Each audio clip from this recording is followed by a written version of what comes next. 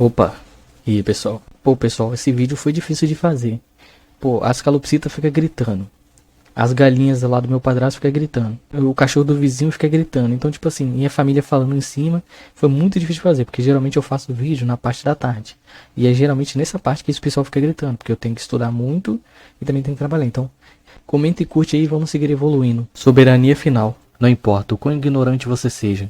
Os mais fortes sempre vão humilhar os mais fracos. Liu Ling resolveu nos contar os motivos das suas lamentações. Lin nem sempre foi do mundo Murim. A verdade sombria é que ele era do mundo moderno. Ao salvar uma criancinha de ser atropelada pelo Truque-sama, ele foi transportado para o mundo Murim. Mas geralmente as pessoas que reencarnam nesses mundos, eles viram reis ou eles ficam fortes o bastante para lapidar o seu nome na história. Entretanto, Li Ling transmigou como uma pessoa descartável, que não conseguia cultivar e também é cego e que teve que ouvir os gritos da sua amiga de infância, implorando por socorro enquanto eles a levavam. Alguém que utilizava o poder para oprimir os mais fracos fez isso com Lin para que ele fosse atrás de uma erva que só brotava na seita na qual ele era membro. Caso ele não levasse essas ervas para aquela pessoa, a sua amiga seria vendida para um bordel e ele jamais a veria novamente. Talvez os deuses tivessem pena daquele que arriscou sua vida para salvar alguém e agora iria arriscar de novo para salvar outra pessoa, então eles acabaram lhe concedendo a sua visão, assim fazendo com que Lin voltasse a enxergar. E a primeira coisa que Lin viu foi o mestre cultivando de uma forma esplêndida.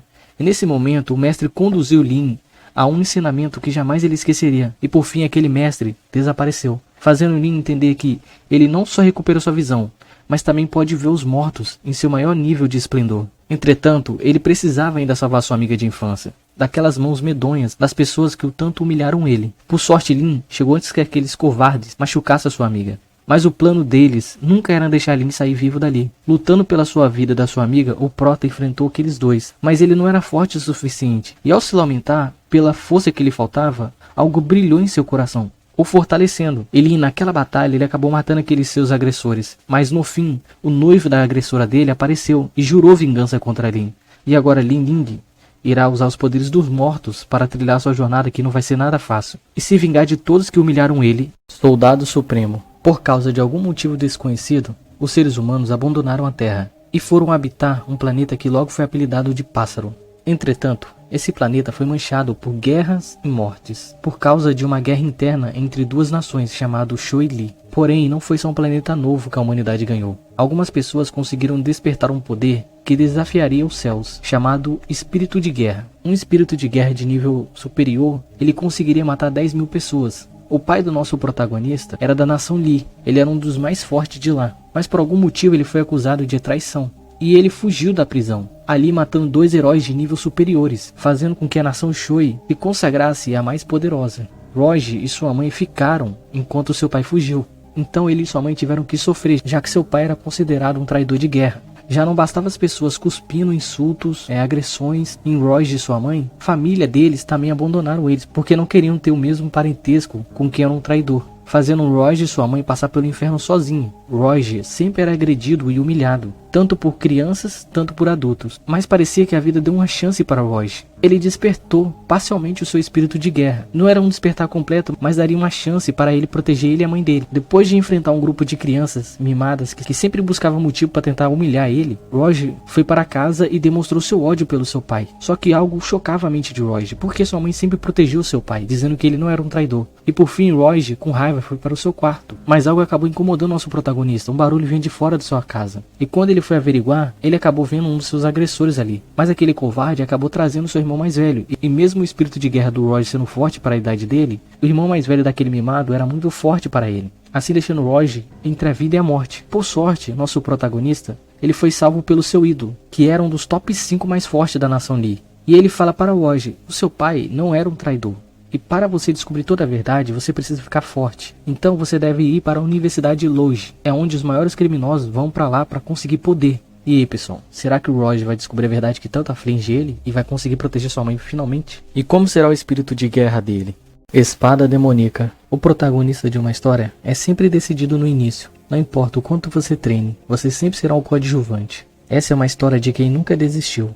Leon estava numa batalha feroz contra o seu maior rival, que também se chamava Leon. Porém, mesmo que o nosso prota literalmente rasgasse sua mão de tanto treinar, ele não podia derrotar o outro Leon, já que ele tinha tudo: uma boa aparência, Todo mundo respeitava ele. O nosso protagonista Leon se perguntava por que esse monstro veio para a academia de plebeu, já que ele poderia frequentar a academia de nobres. Será que era para humilhar ele? Mesmo depois de 3 anos, o nosso prota não desistiu. E sua força de vontade era invejável por todos. Mesmo o outro Leon sendo muito fodão, o nosso prota não odiava ele, já que ele era gentil, e isso fazia o nosso prota se sentir um lixo. Ele sentia como se aquela piedade fosse uma forma de humilhar ele ainda mais. Tanto que nosso prota nem podia olhar para a mulher que ele amava, pois ele se sentia muito fraco, já que ele não teria força para proteger ela. Então ele foi treinar.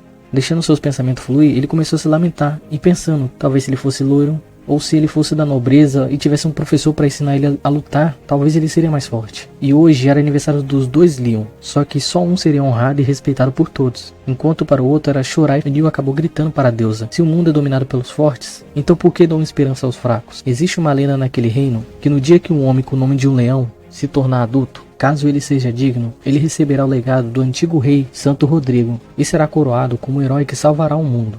E tudo que Leon pôde ouvir naquele momento era: prove, Leon, que você é digno do meu legado. Sua força de vontade e determinação chamou minha atenção. Chamou a atenção do grande Rodrigo.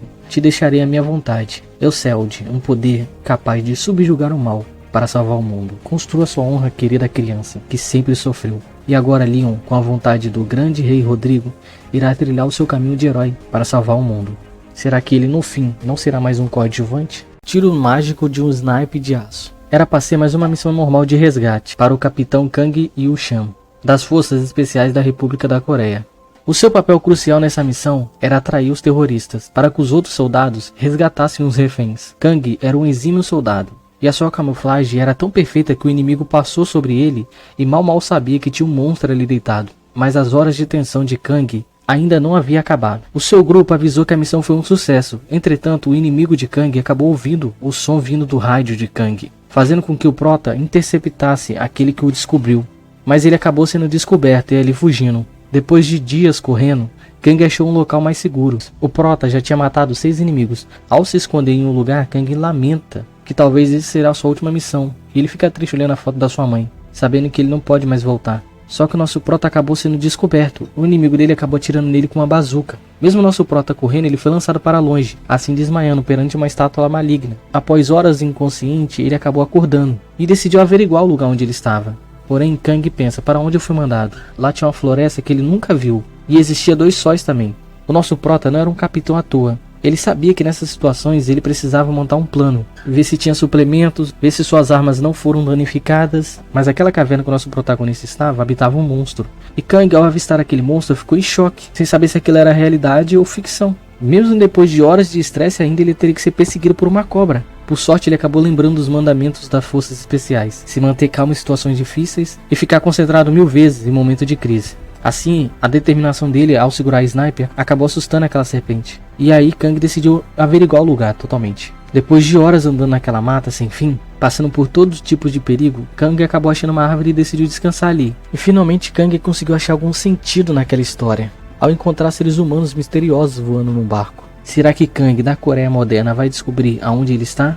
E por que ele foi mandado para esse mundo desconhecido por Deus? O príncipe demônio vai para a academia. Uma grande guerra iria decidir o destino do mundo, entre os humanos e os demônios. Essa guerra acabou com a morte do herói Artorius e a morte do rei demônio Valier. Depois da morte do herói e a morte do rei demônio, o mundo viveu em paz. Mas a humanidade, temendo uma possível nova ameaça, decidiram criar uma escola para que eles pudessem lapidar os gênios que poderiam possivelmente brotar no Império. Pessoal, só que na verdade essa não é uma história real. Na verdade essa é uma novel que o nosso protagonista estava escrevendo. Mas as críticas não foi o que ele esperava, fazendo com que a pressão dele subisse, ao ponto de levá-lo a óbito. Nem ele acreditou que ele morreu por causa de uma parada cardíaca, por causa da sua pressão alta. Tanto que até a ceifadora tentou explicar pra ele o que aconteceu. E a ceifadora decidiu explicar pra ele: pra você ir pro céu, primeiro você tem que passar por uma cena de arrependimento da sua vida. Algo que deu desgosto pra você. Aí, depois que você concluir isso, você pode ir pro céu. Mas ele tinha tantos arrependimentos, porém, por causa da ceifadora pressioná-lo muito, ele decidiu escolher a novel que ele estava escrevendo. Já que foi por causa dela que ele morreu, então ele decidiu terminar ela.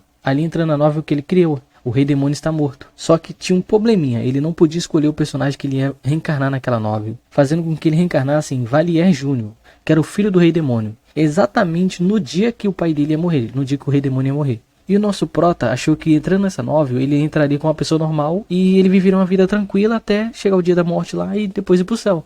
o filho do rei demônio, Lavier Júnior, ele iria morrer. Ele se lembra que o filho do rei demônio, Lavier, ele seria capturado pelos humanos e seria morto pelos humanos. Por sorte, ele acabou achando um feitiço de camuflagem, fazendo ele camuflar o corpo dele e fazer com que a aparência mudasse. Logo ele se lembra que o exército dos humanos iriam soltar os reféns. Então ele resolve ir pra lá, para no fim conseguir fugir, né? Seguir uma vida tranquila. Só que quando ele chega lá, ele vê um lugar banhado em sangue. E no meio daquele monte de cadáveres, ele encontra uma menina. Aí ele é gentil com ela. Ali ele descobre que ela é a princesa que foi capturada pelo rei demônio. Ele não se lembra de ter escrevido o que aconteceu depois que a princesa foi resgatada pelos humanos. E Lavier, ele não queria se envolver no Império, já que estava tendo uma guerra de sucessão. Então ele não queria morrer. E ele sabia que essa princesa que estava com ele ia morrer com certeza pelo príncipe tirano. Porque o príncipe queria matar todo mundo que fosse atrapalhar a sucessão dele. E a princesa, muito agradecida por nosso pró ter sido gentil com ela, resolve perguntar onde ele morava para deixar ele lá. Só que acontece, ele finge que não se lembrava. E a princesa insiste, jura até pelo seu próprio nome que ela iria ajudar ele a se lembrar. E ela pede pro soldado ir buscar água pra ela. Quando o soldado foi buscar água pra ela, a princesa muda completamente a feição doce pra uma feição mais fria. E ela diz pra Lavier que ele iria morrer. Os soldados ali estavam amando do irmão dela. E eles possivelmente iriam matar ela, porque ela arriscaria a sucessão do irmão dela. Então, os dois agora vão tramar um plano pra não morrer e sair dali. Será que o nosso prota vai ter finalmente a sua vida tranquila?